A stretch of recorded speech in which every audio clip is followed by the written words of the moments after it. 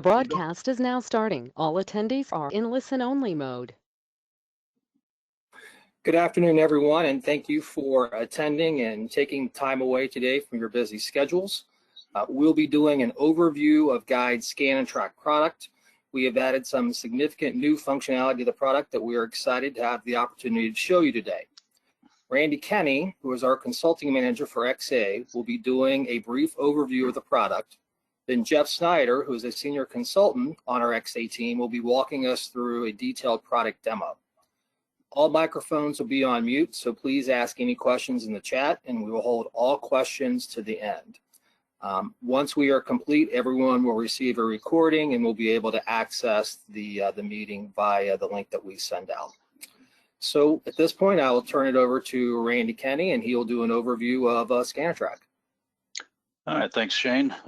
Just a little more background for those who may not know me. I think from what I saw, I've worked with everyone or most everyone on here in some capacity, but I've been with Guide for a little over 8 years now, and prior to that was with a customer running Infor XA, or I guess it wasn't necessarily Infor all those years, but for about 22 years prior to joining Guide. So I've been around the XA product for about 30 years, good, the bad, and the ugly, I guess, through different ownerships and product names and whatnot. But for the last 7 years or plus since I've been with Guide, we've really been building out Guide products portfolio. Scan and Track is one of those products.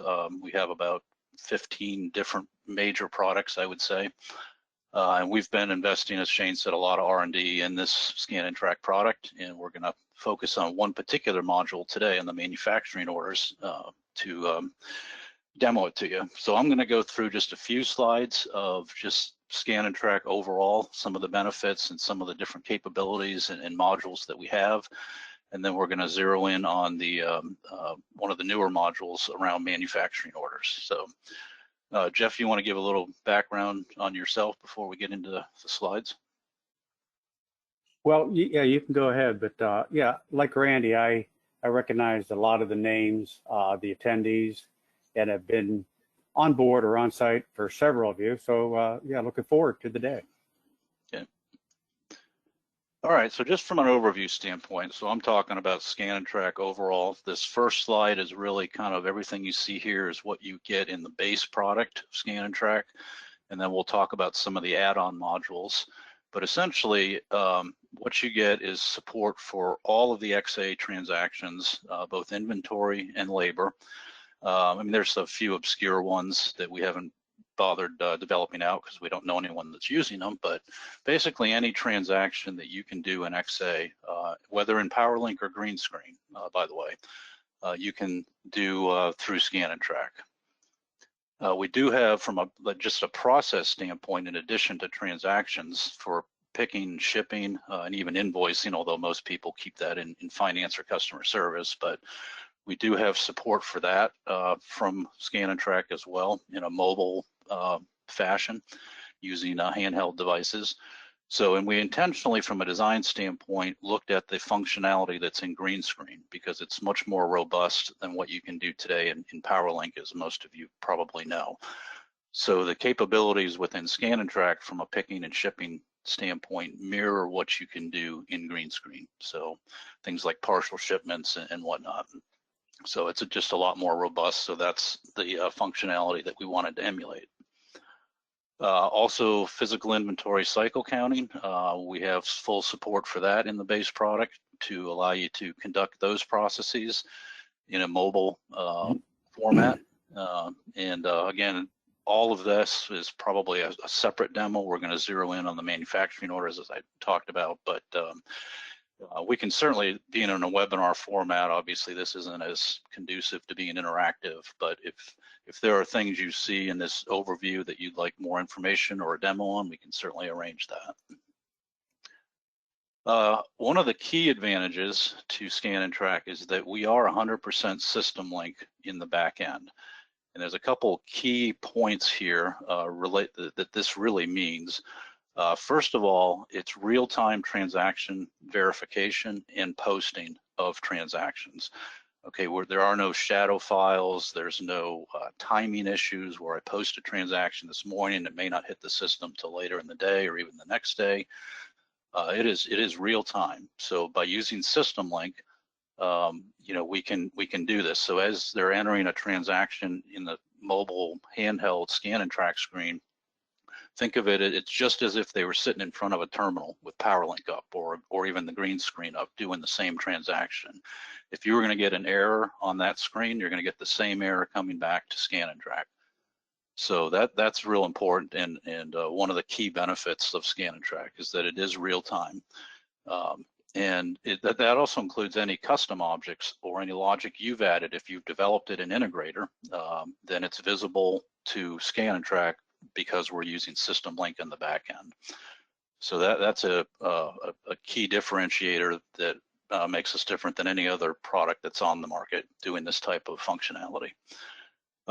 We also, because of that, you know, one of the things we have to do for our shops who are 24/7, 365 a year is make sure that System Link is always available.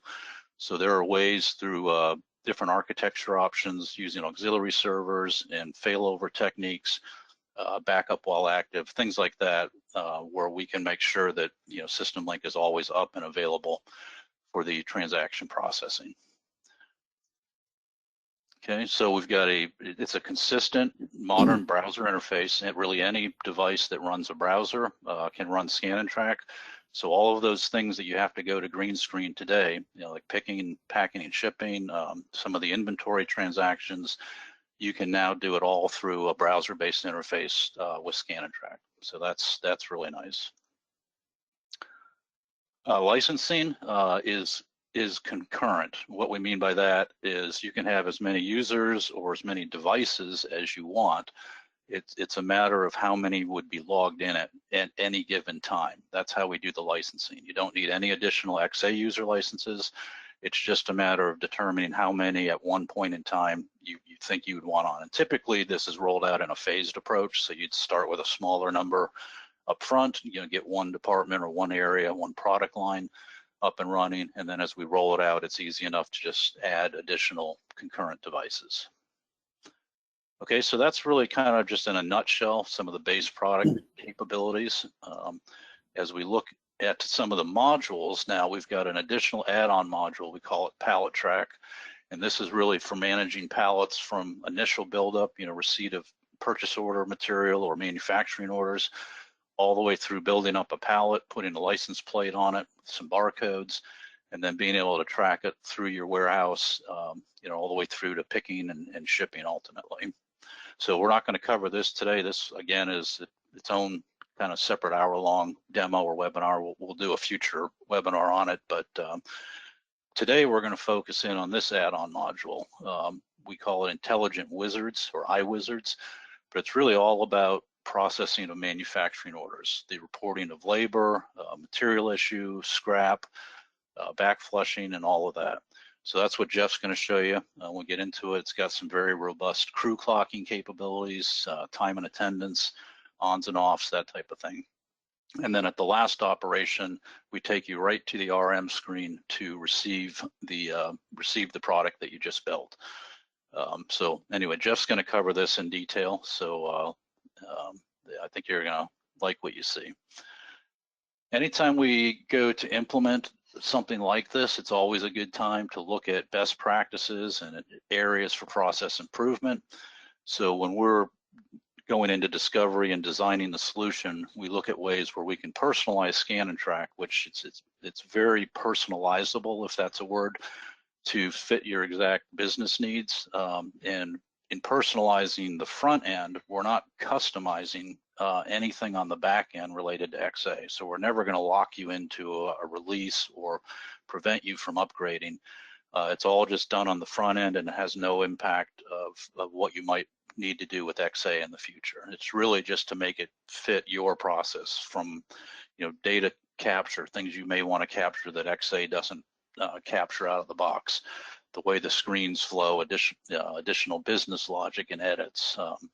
Label designs is always a big area we get into in how we design it, what you want on the labels, what barcodes, when you want it printed, that type of thing. So we do have, within Scan and Track, we do have support for native barcoding and then labeling and creating designs, or if you already have a solution in place, like an Infor or IntelliChief, the others listed there, we can also interface to those if you're already familiar in using those. We've got the ability to create badge groups. So when people log in, they log in with a badge and into a certain environment. And if people do similar transactions, then that's all they're going to see when they log in based on the badge group that they're in. In fact, we have an admin area that has a lot of different configuration settings to tailor how Scan and Track works. And Jeff's going to show you some of that around the manufacturing orders, but it's very robust and without changing any code, if you will, or personalizing anything. You can just tailor how Scan and Track works by changing the configuration setting. We've got full support for barcoding and turnaround numbers. So if you've already got the barcode labels for locations or products or using turnaround numbers on shop packets, we can just continue to use those at the appropriate place in doing the transactions. Or we can print new paperwork or new labels at the point of use. So that's really the key, is when you need or want something printed, we can do it right from Scan and Track where it makes sense. As an example, purchase order travelers at receiving docks is a very common request, so that traveler can then follow that product that was received all the way through to the processes downstream. Okay, and last for me, and then we'll turn it over to Jeff and get into the good stuff, is just to point out that it truly is a global solution. So from a single Scan and Track install, which sits on a Windows IIS server, you can use it across multiple physical locations, iSeries, multiple environments, and it's all a matter of how we configure it in the admin section. And then when you log into a particular environment at a particular location. But it's all managed from a single install of Scan and Track across all physical locations. In fact, in today's demo, so Jeff's in his home office in Hermitage, Pennsylvania, connecting to our Scan and Track server, which sits in a data center in Los Angeles, California. And the environment that he's going to log into is an XA environment that's sitting in our Cincinnati, Ohio offices. So that's the infrastructure. Everything Jeff's going to show you today is working under, and you'll see how snappy and how responsive it is given that infrastructure. Okay, so with that, Jeff, I'm going to make you presenter, and Alrighty. you can get into the good stuff. Randy, I went ahead and made Jeff the presenter. Oh, you did already? Okay, very good. Okay, so before we jump right into it, just to expand a moment on my intro, I've been with Guide for a little over 15 years. Actually started with data collection back in 1979 as an IT manager, wanting to move into data collection, and it was IBM's DC Connect. Some of you may or may not remember that, but they were bricks with no intelligence. So you gather all the data, you put a diskette into the 36 or whatever it was back then, and you ran PMSE and got all the errors and had to correct the errors and so on and so forth. And then along about 1980 or so, Infor came out with some pretty robust data collection software, and we quickly embraced all that. It had some intelligence built in, and we've been riding that wave quite a bit since then. And then along about, I think it was 95, 96, 97, somewhere along there, I started hearing about the Scan and Track stuff from Guide. And at first I wasn't really enamored. I was like, well, we have solutions, but why would we want to do something like that? We already have an Infor solution and so on and so forth. And then I got engaged in a couple customers that had the Infor solutions, and they ran into some issues trying to move forward on other projects. And I got involved because I was already engaged with a customer, and I turned 180 degrees because I was just impressed with how quickly our development staff could tweak Scan and Track and put these config options in quicker than I could blink my eyes. I mean, I would suggest something in the morning, and the development staff saying the next day, well, go ahead and test that in our test environment, and it would work. I'm like, wow, that's so I became a fan, and went on from there. and got involved at another customer who wanted to move into shop floor control. The first two was purchasing type stuff, purchase and receiving and quality control, stuff like that on the front end. This one was shop floor control. We were running quite a bit of inventory transactions, which is what Scan and Track was built for initially. And they wanted to get into shop floor control.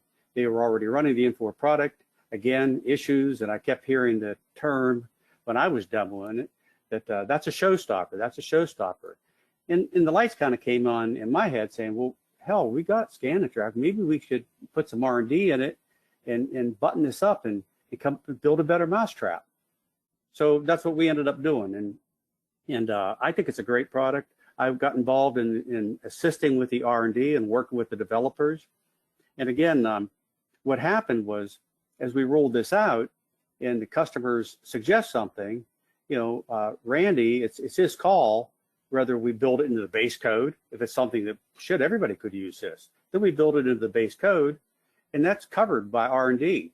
So the customer's not paying for that necessarily.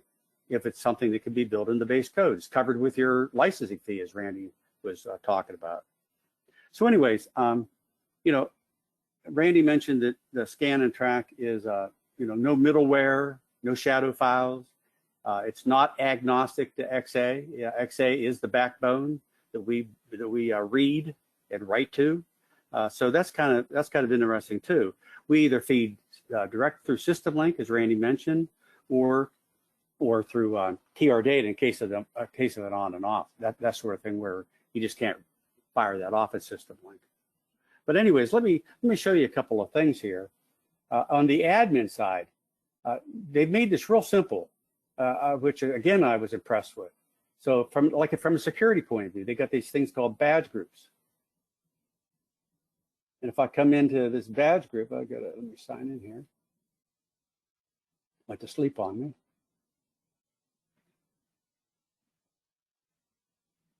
And here's the one that we're going to be talking about, this new wizard thing. So you set up these badge groups and you assign badges to them. So that's how we do the security. So these people are all in this badge group. It's like, well, what transactions can they do? Because remember, Scan and Track is all transactional oriented. There's no direct maintenance to anything. You can't maintain a manufacturing order, a purchase order, anything like that. So the only security we have to worry about is what transaction can this person do? So we assign them to various badge groups, and this is how we control it. Got all these different transactions I could add, but these are the ones I'm going to be demoing today. So just from a security point of view, if anybody's wondering, well, how do they control the security? We don't read XA security or anything like that. There's no cross-app security to be set up. It's all embedded in Scan and Track. And then from an admin point of view, you got some, we talked about config settings. So this is where I was impressed. Every time we mentioned something, they would just add these config settings and you could turn them on or off. Some customers may want that option, other ones may not. One of them sticks out right here, back flush at operation where used. Well, some people could say, well, we're so fast, we can wait for the RM. Vanilla XA, the RM transaction, you can set it up as a back flush. It'll generate the IP transactions for anything that's flagged as control floor stock, right? People that understand XA understand that. Well, that's all good and fine, but the manufacturing order is going to run for 5 days and be complete on Friday. You issued material on Monday. That's not reflecting reality. So one of the mantras that we had in our development of this module was to say, look, we want the system to reflect reality. We want to record the event when it occurs, right? And we want to make it as easy as possible for the user on the floor. So that was kind of our mantra going into this.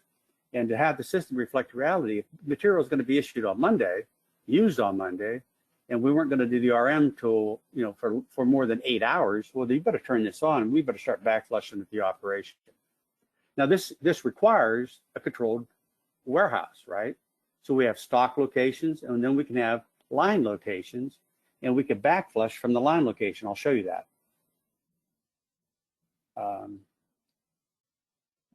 What else do we have here?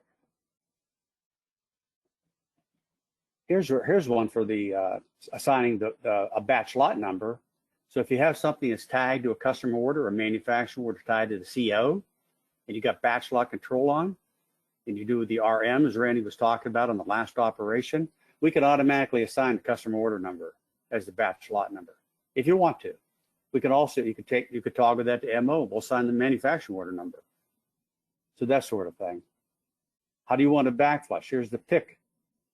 So we've set this up. When we do the backflush, we're saying we want to backflush from a line location, not this default stock location in the item warehouse record, but from the line location. Well, where's that line location defined? In the world of Scan-and-Track, it's not a special table that you set up in Scan-and-Track. It's in XA, right? You go to the work center or facility master, and there's a field there called stock location. You put the location in there that you want that work center to backflush from. So simple, easy peasy type thing. Same thing with the RM. You want RM to this warehouse location? Maybe you want RM to a line location again, the operator. He's doing the RM in the last operation. So we got to put it in stock. Well, it's not going to be in the warehouse yet. A material handler's going to have to move it. So why not put it in line location where it's physically at? Have the system reflect reality. And then when the material handler picks it up, he's got a handheld device. He does a TW. We can set that up real simply for him. The TW from the line to the stock location. Everything's barcoded. It's two clicks with his scanner. So we've tried to make this as easy and oh, by the way, as foolproof as possible. Randy mentioned the fact that the system link, it echoes back potential XA difficulties. Well, we also include some of our own edits above and beyond that, what I'll show you, that are built into Scan-and-Track. I'm just going to spend a little bit, just want to show you a couple more of these so you get a flavor of this. If we do PDM or EPDM, for instance, here's a good one. You want to force the RM quantity to be the off quantity. So we have a lot of customers that want this. So if I report, I'm on the last operation. If I say I jobbed off 50, wouldn't I want to RM 50? I mean, that just makes sense. So we can freeze that RM screen. We can display and say, hey, you're RM in 50, and that's going to go into inventory. And it's grayed out. We'll show it to them, but we're not going to let him RM 45 if he jobbed off 50, that sort of thing. Do you want to report indirect labor? Do you want to report scrap? Do you want to report setup? A lot of people don't want to do that. Particularly reporting setup. Now that's always a snake pit, right? Is the guy really going to report the scrap? People get hammered for that and stuff like that. Same thing with operation scrap or setup. RM, the last operation. If you don't want to do that, you want to wait and have somebody else do the RM, that's fine. Nothing is forced on you. It's all part of the config settings. Just like walk through a tailoring. Do you want to bookend your transactions with time and attendance? There's a really good reason to do that. And I'll show you some of that as well. Okay, so let's go over here now. I just want to give you a flavor for that. One of the config settings I didn't show you says, do you want to only display the operations that have been assigned to that work center? So you could have, planners opening up manufacturing orders left and right. There may be 50 manufacturing orders open for the week against a particular work center. Well, if he's trying to clock on, you really want him rolling through pages and pages and pages of manufacturing orders, even though we could sort it by start date or whatever you want. So we could limit that. We can say, no, we only want to show, yes, we only want to show those that are assigned. So we assign those in Scan or in PowerLink, and then we only show the ones that have an assignment to them, a sequence number assigned. So I'll show that to you. Let me come into here first. So here's a real quick, you know how PowerLink works. You can set up your customized card files, right? Your application cards. So here's something we set up. Here's our crews. So again, we define crews in XA. They're not defined in other tables and embedded in Scan-and-Track. It's right in XA. Simple stuff that everybody gets used to. It's part of PowerLink. Here's a crew that I'm going to be working with, 99001. and here's 3 employees that are assigned to that crew. So when I clock this crew on, I'm going to get job ons on all 3 of these guys. When I do a job off, I'm going to get a job off on all 3 of these guys, right? Now we build in some what we call crew integrity that I'm going to get involved in. If I clock this guy on as a for instance, and all 3 of these guys get jobbed on as part of that crew, and 17 decides, well, I'm clocking off, well, it's not going to let him. It's not going to let him job on as an individual.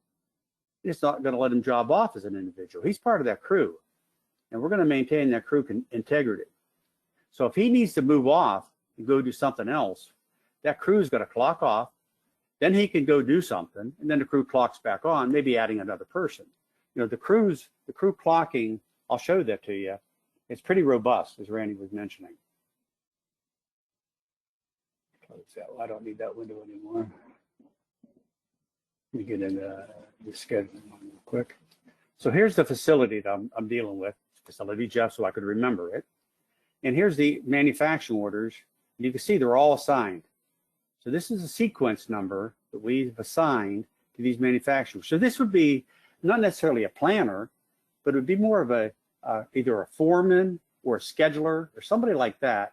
It's more involved in the floor operation of that particular facility, where he can say, okay, based on the the due dates or whatever he's going by, or maybe he said, well, this guy should run with this guy, and maybe there's some rules to say if they're within 5 days, run them together. So he can sequence in that way, so nobody has to guess. It doesn't have to be by operation start date or order due date. We can sequence them any way we want. So that's how we can combine by color coding or whatever it is we need to do. And that's the order it'll be displayed in Scan and Track. Now, running orders always precede anything. If it's running, that's going to be at the top of the list.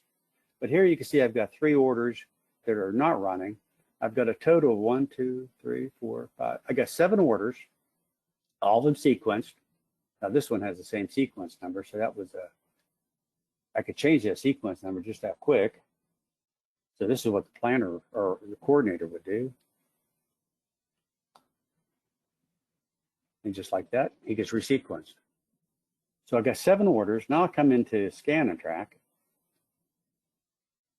I'm gonna sign on as 9901. That's my crew. You would probably have a generic sign on that would take you to the proper transactions, is what we've been doing in the past. So those are my 3 transactions that I wanted to demo today.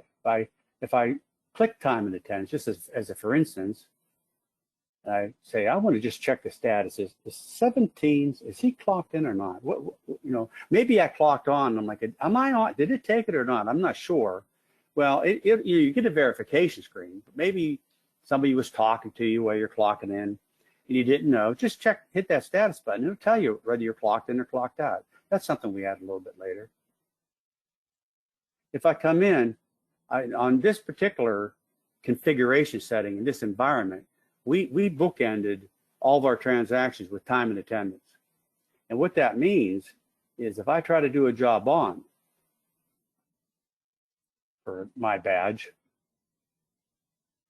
it's going to come up and say, okay, you're trying to do a crew badge. Here's the crew people that are already assigned to that crew. You saw that in PowerLink. And oh, by the way, nobody's clocked in. That's time and attendance. Nobody's clocked in. Oh, here, Rick Alton is clocked in as number 10. These guys aren't clocked in. I said, well, screw that. I don't care. I'm going to go ahead and we need a job on. I hit continue. Says, no, I'm sorry. You're not going to do that. These guys got a time and attendance in before they do a job on, right? So a lot of people would want that. I think it's a great add-on to the product. I can hit continue all day long. It's not going to take. Hit cancel. All right, that's fine. Let me clock these guys in. 17 is in. I gotta do 50. I'm going to do 99. And I'm going to do 100 too. He's just an oddball employee that happened to be clocked in. Okay, now I go back, job on.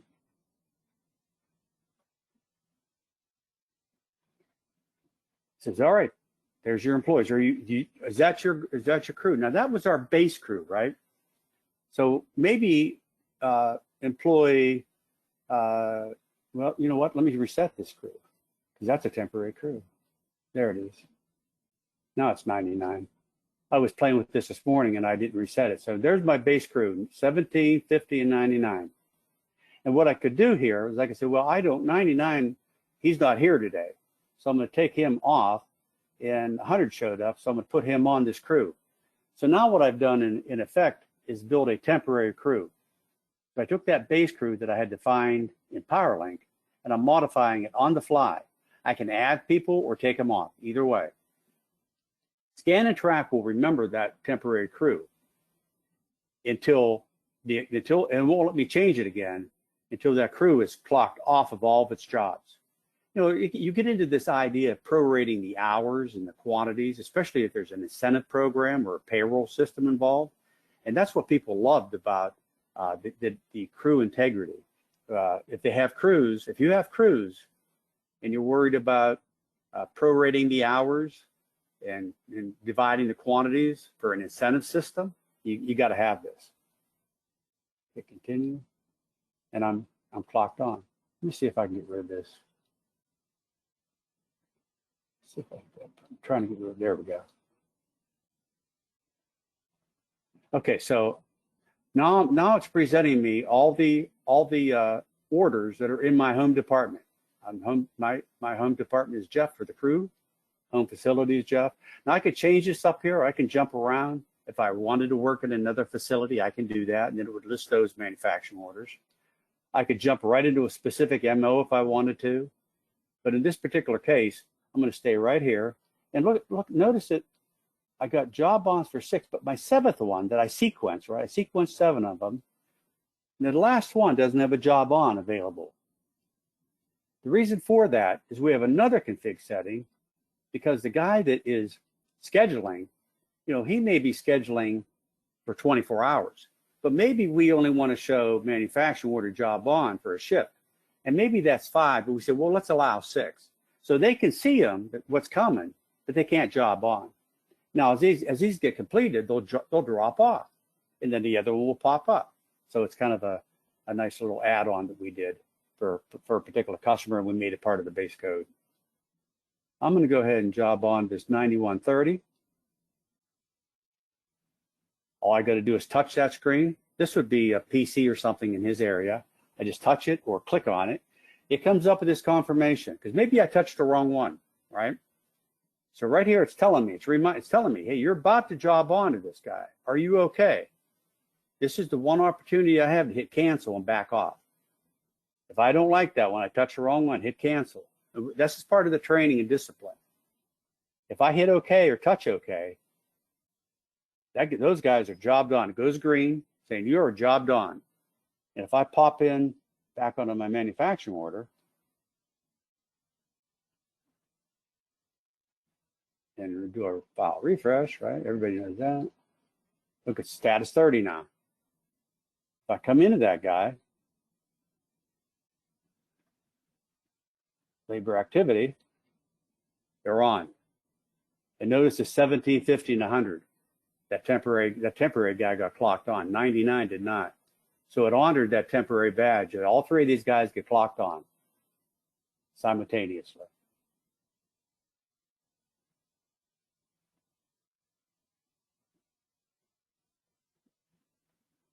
Just to give you a real quick peek. This is what my manufacturing order looks like.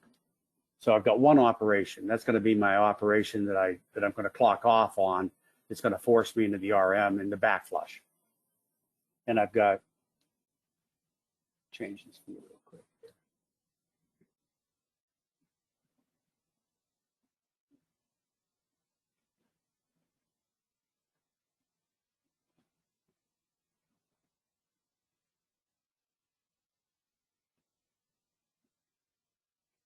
Okay, so you can see the floor stock code, right? So control floor stock right there. Uncontrolled floor stock, it gets issued immediately, right? Everybody understands that. Control floor stock is going to get issued when I do the RM. So we don't disturb that. We don't disturb anything in native XA. We honor it. So we won't issue it, because XA is going to issue it when I do the RM. So we don't want to double issue. So we protect that. And then I've got the down here, I've got a batch lot yes and a batch lot no. So this guy is going to be batch lot controlled, and this guy is not going to be batch lot controlled. So we'll follow that. Anyways, there's those 4 components.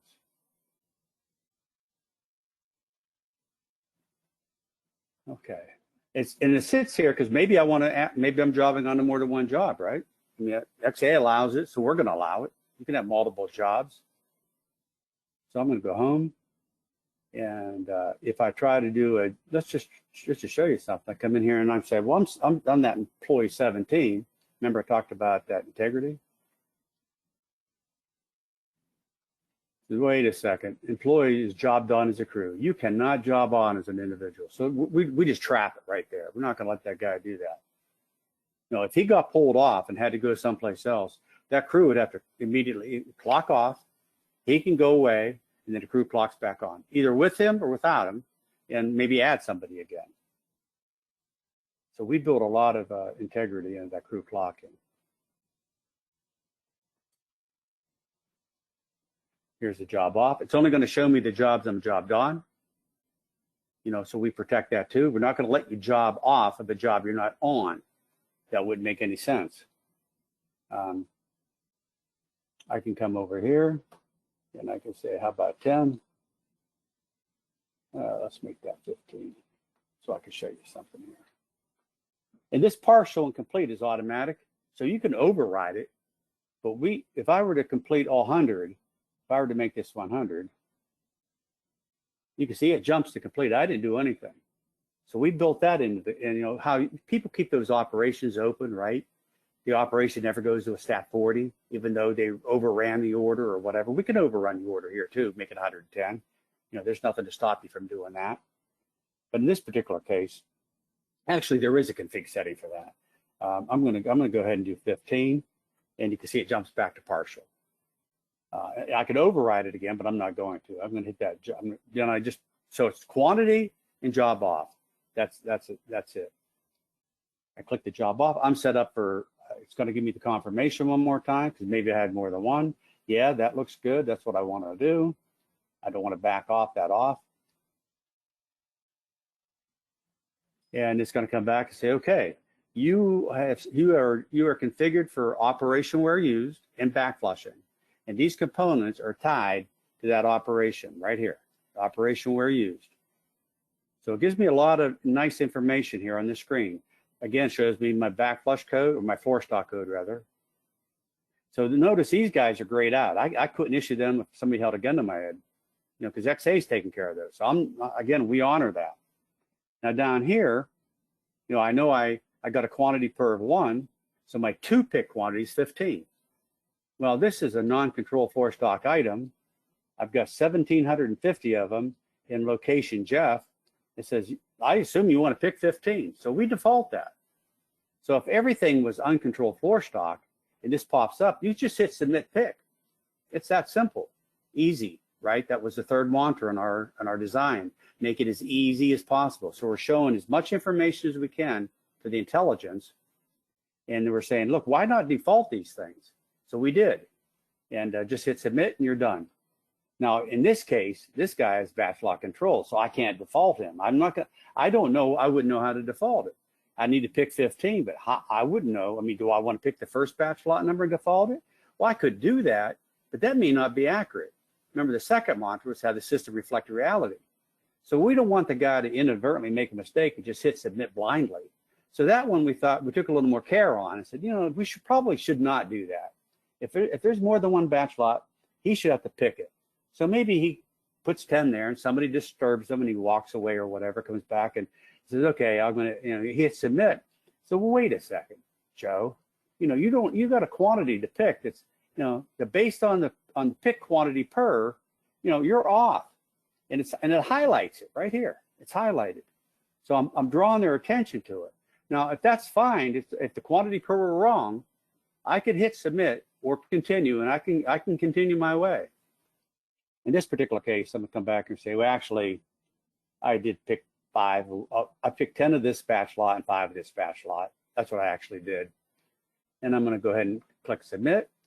Because you got a visual here, we're not going to ask you to confirm it a second time. We come back and tell you those picks have been done. That's a done deal. And we just tell you, okay, because we didn't want to do it and at least not prompt you to say we did it. So, okay, so those picks are done. And then so why does it freeze this panel? There's nothing left to pick. Why am I still sitting here, right? Well, maybe I have unplanned picks, right? You can do an unplanned pick in XA, so we honor that. Maybe you want to do a return to stock. So we talked about that. So we'll just freeze the screen right here and let them do that here rather than having to do another menu option or something like that. Make it easy. So if I want to continue, I'm done here, hit continue. And it's going to take me right to the RM. So now I'm sitting on the RM. Up at the top, we give a lot of nice summary information. Original quantity, nothing's been completed to date. Open quantity is 100. Nothing's been scrapped. Here's your order, item. Here's your warehouse. That's the location you're going to. You want to override that, you can. Notice the quantity to receive has been grayed out. I'm not going to let you override that because that's a config setting.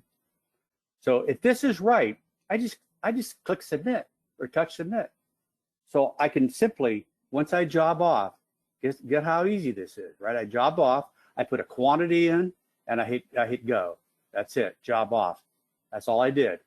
When the backflush comes up, if it looks right, you know, the quantity pairs are right, I just hit submit. That's it. This screen comes up. If this looks right, I hit submit again. I'm not sitting keying a bunch of data. I'm not fiddling around. I'm not holding up the associate from doing his job on the floor. I'm just asking him to please report what you're doing because we want to capture the event when it occurs. Now down here, you'll see material complete and labor complete. It's grayed out. You haven't completed the order. There's things open. Now that's a config setting. So we said, if you don't complete the order, then we're going to gray that out. If you want to be able to override that, that's a config setting. He says, look, I'm doing a partial. I want to be able to do material complete and labor complete, even if the order is not finished. That means he would have to have completed the operation, you know, have it go to complete rather than partial.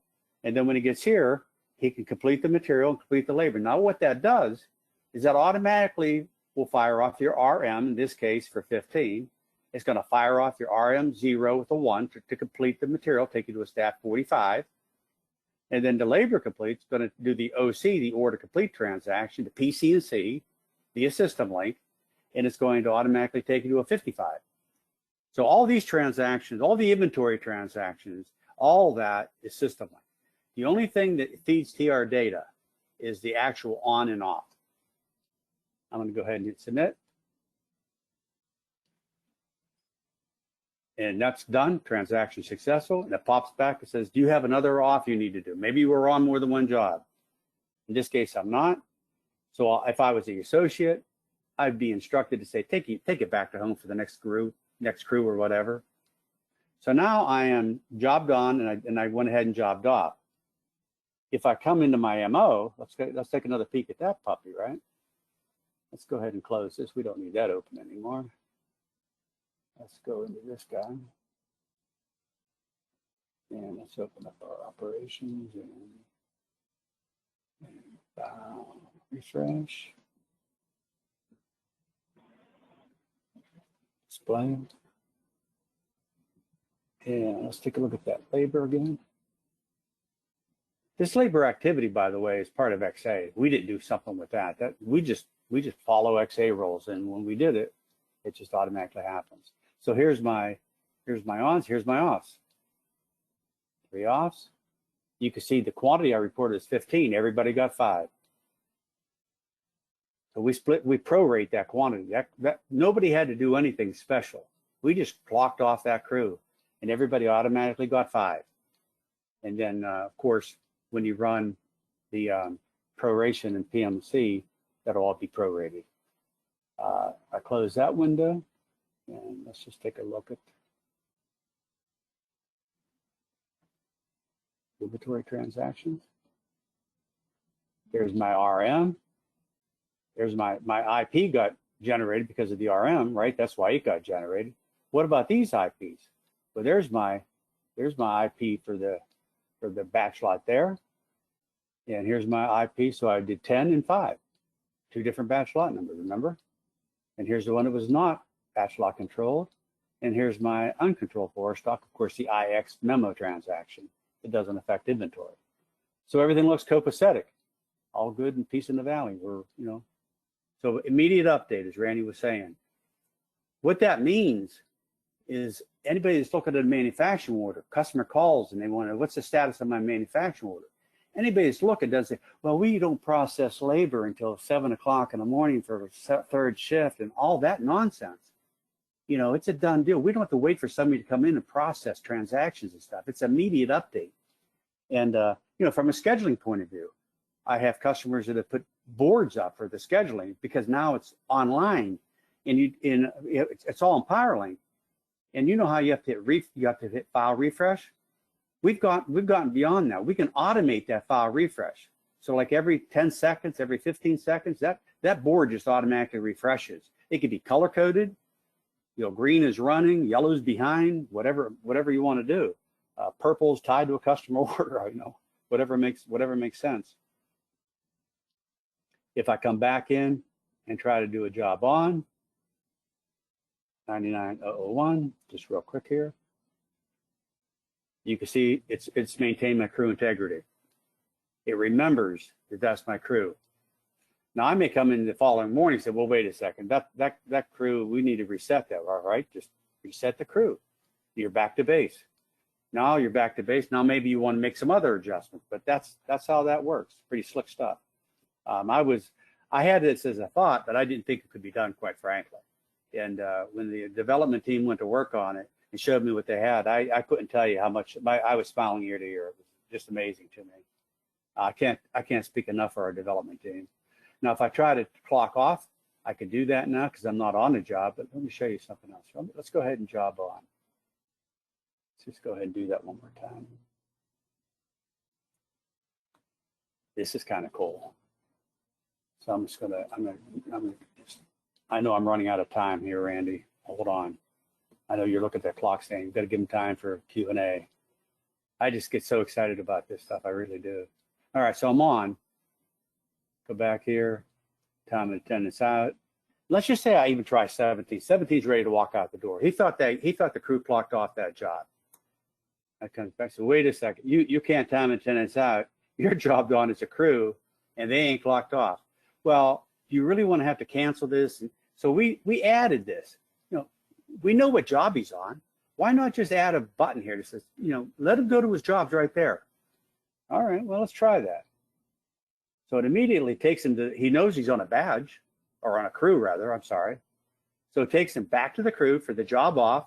It says, this is the job you missed, buddy. All right, so I'll job off then. So I can job off another 15 or what have you. Job off. Jobs off that crew. Gonna walk me back through this backflush thing. I'm gonna have to do another 15 here.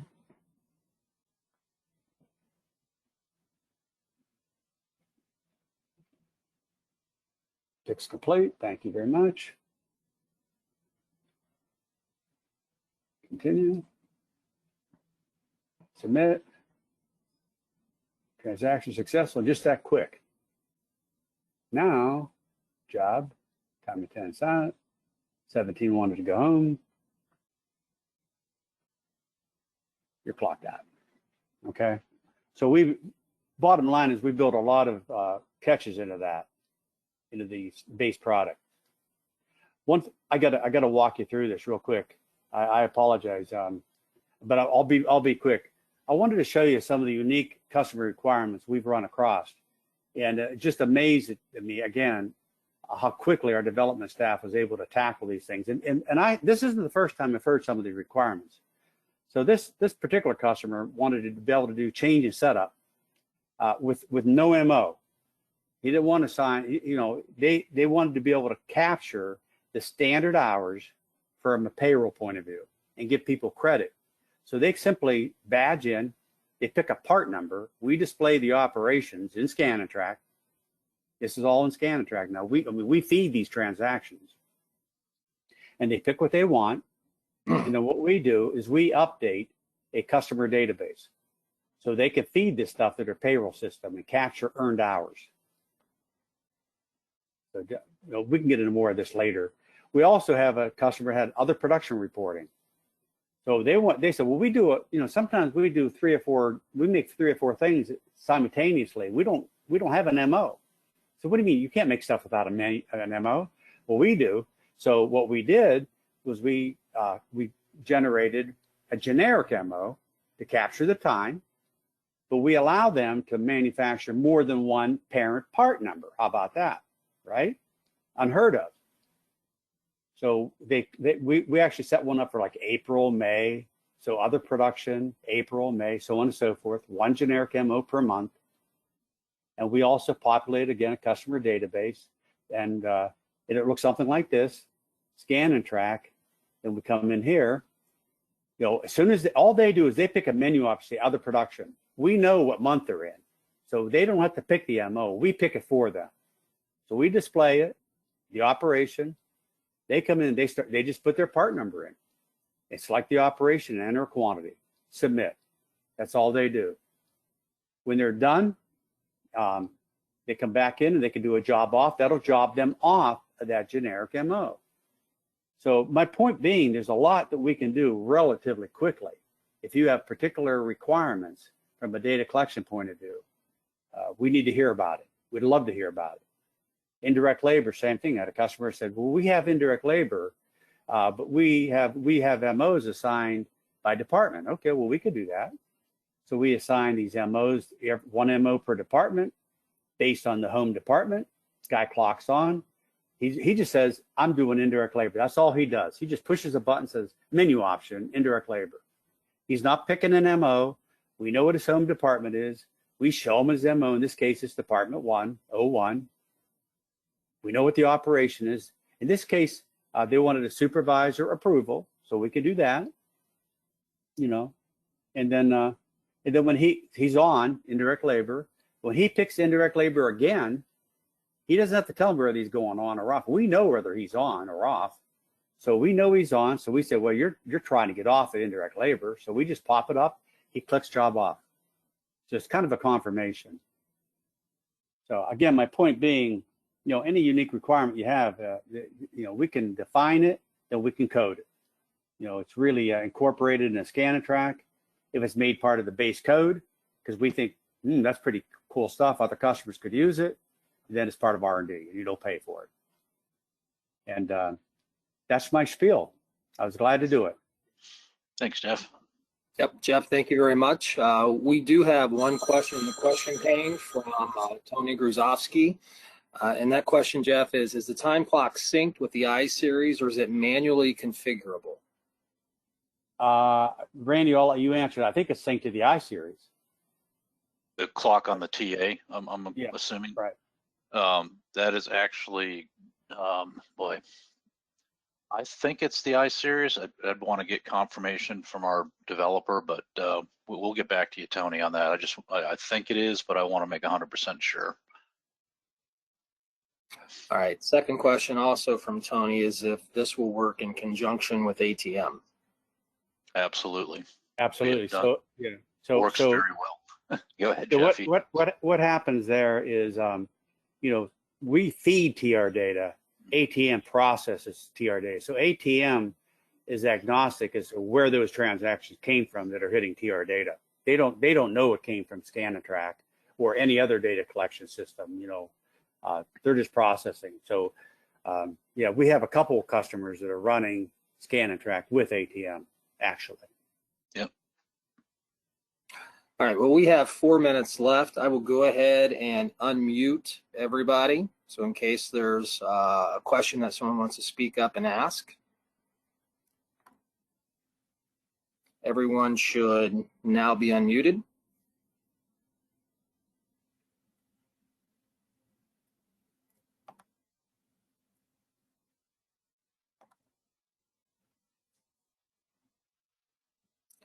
Any other questions or comments before we end the session? I hope it was worth your hour and you got something out of it, and we can help you with your data collection. Just let us know. This is Jeff. Yeah, And we'll be glad to set up, you know, demos of other parts of ScanTrack if anything you saw in my intro was of interest. Obviously, we just covered the manufacturing order piece here, which is you know, very powerful in our opinion. Very flexible to fit what your needs are because everyone does manufacturing orders differently. Right. And on that, you know, on that note, Randy, just to dovetail on that for a second, on the cycle counting that Randy was talking about, we also married that with the pallet track. So you can actually cycle count pallets, which is pretty powerful. Yep. Yep. Mm-hmm. Yeah, so there's a lot you get. And the reason we did the pallet track and this module, what we call iWizards, as optional add-ons is, you know, not everyone needs it. You know, a lot of people base product, just doing the cycle counting, doing your inventory, labor transactions, just like you would do normally, is sufficient. So we price it so that you only, you know, buy what you need. You don't get a whole bunch of software that you're paying for that you're not going to implement. Yeah, at this stage of my career, I'm just glad that Guide stepped up and said, you know, we can build a better mousetrap. Let's go ahead and do it, and funded it and put all the resources behind it. And man, it's just like a shot in the arm to me in my career. All right, I think we're good then, Shane. We'll I'll follow up on Tony's question. In fact, I guess when we send the recording, because other people may have the same question, why don't I'll put the Q&A in there for when we send the recording out, the link to it anyway. Sounds good.